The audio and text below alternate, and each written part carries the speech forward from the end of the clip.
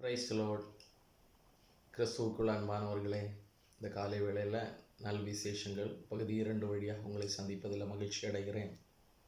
ஒரு சிறிய சிந்தனை. தேவன் மேல், ஆண்டவராய் கிறிஸ்துவின் மேலே நாம் வைத்திருக்கிற நேசத்தின் நோக்கம் என்ன என்பது. அப்போஸ்தலர் 21வது அதிகாரத்தில் 3வது வசனத்தில் பேதுருவும் அவரோடு கூட இருந்த சில சிஷ்யர்கள் நண்பர்களோடு சேர்ந்து பழைய தொழிலாகிய மீன் பிடித்தலுக்கு நேராக கடந்து செல்கிறது. இந்த செயல் ஒரு பின்மாற்றத்தை காட்டுகிறது.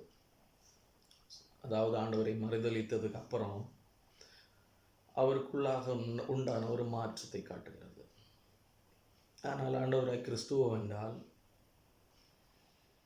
அவர் பேதுருவை சந்திக்கிறார். அப்போஸ்தலர் 21 15, 16, 17 வசனங்களில் அவர் கேட்குறாரு, பேதுருவே, இவர்களில் எல்லாவரிலும் அதிகமாக நீ என்னை நேசிக்கிறாயா? என்னில் அன்பாக இருக்கிறாயா? 2ஆம் தரம் கேட்குறார், பேதுருவே, நீ என்னை நேசிக்கிறாயா? 3வது தடவை கேட்குறாரு, என்னை நேசிக்கிறாயா அப்படின்னு. இன்றைக்கு ஆண்டவர் நம்ம இடத்துல கேட்கிறாரு, நம்ம ஆண்டவரை நேசிக்கிறோமா? உண்மையாய் அவரை நேசிக்கிறோமா? உண்மையாய் நம்மை தேடி வந்த ஒரு நேசர் ஆண்டவராய் இயேசு கிறிஸ்து, அவரை நம்ம நேசிக்கிறோமா?